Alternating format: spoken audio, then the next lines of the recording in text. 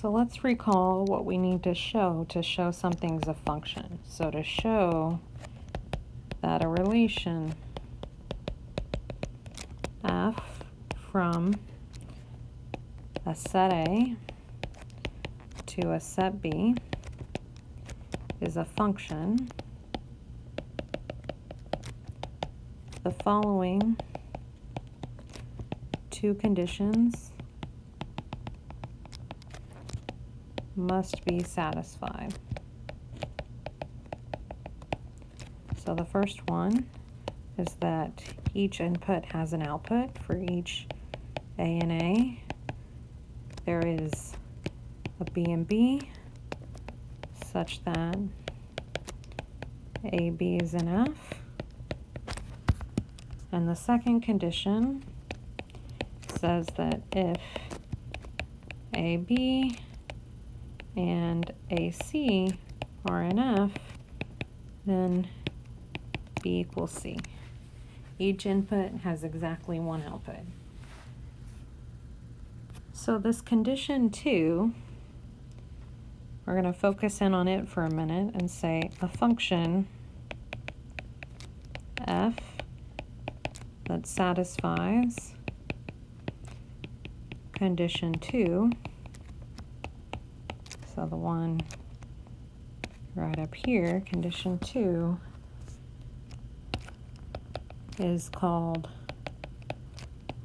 well-defined.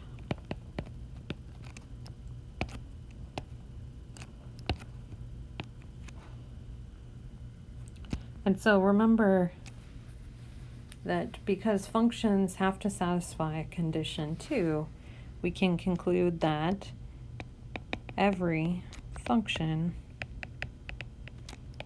is well-defined. So let's look at an example involving well-defined. So prove the function f from Z4 to Z4 defined by f of x. The equivalence class x maps to the equivalence class x 3x plus 1 is a well-defined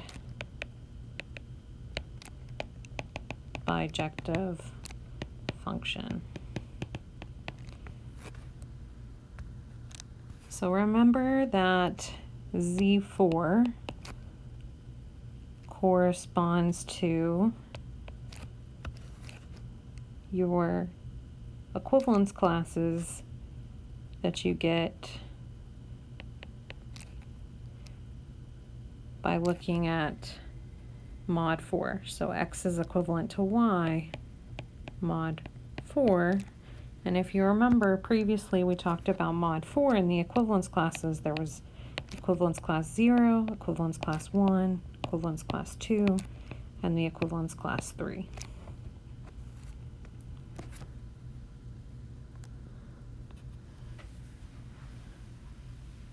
So let's start by showing that this function is well-defined.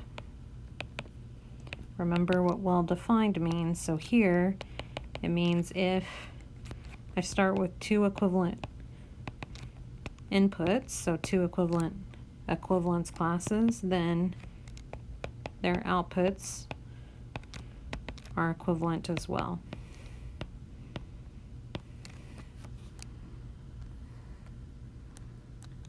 So let's start our proof here for well-defined. We're going to assume that the equivalence of class of A is equal to the equivalence class of B. Then, so maybe we'll start with an outline first. So here, say outline.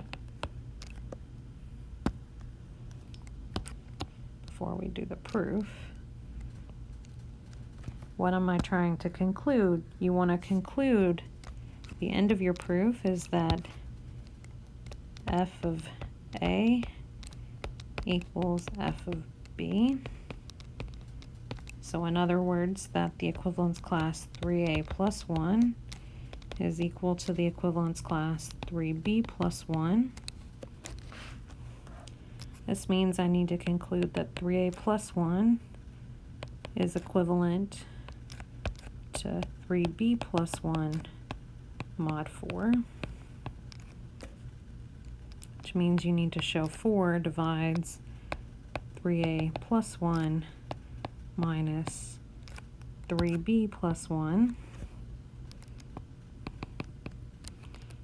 which is the same thing as showing 4 divides 3a minus 3b.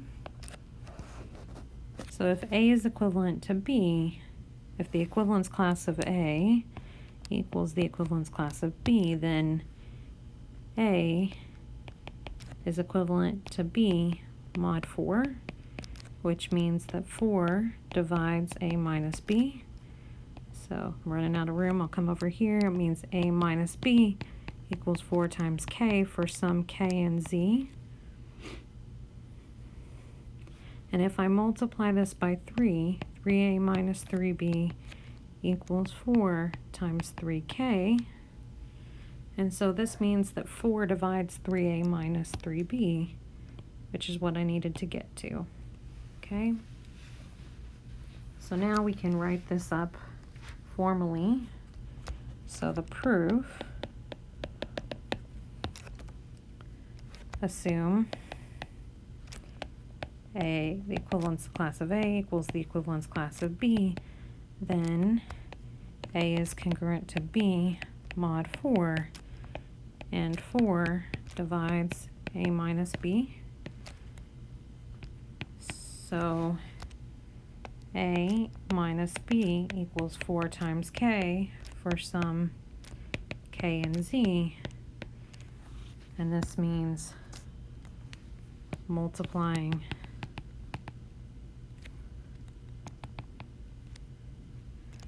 by 3 gives us 3a minus 3b equals 4 times 3k, where 3k is in Z. Therefore, 4 divides 3a minus 3b, and 4 divides 3a plus 1 minus 3b plus 1. This means 3a plus 1 is congruent to 3b plus 1 mod 4, and 3a plus 1 equals the equivalence class of 3b plus 1.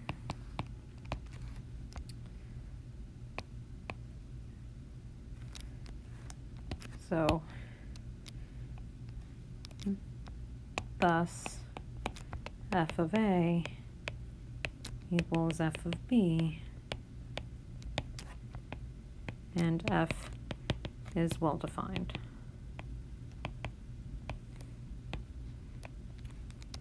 So that's the end of the well-defined proof. So now let's show that this function is a bijection.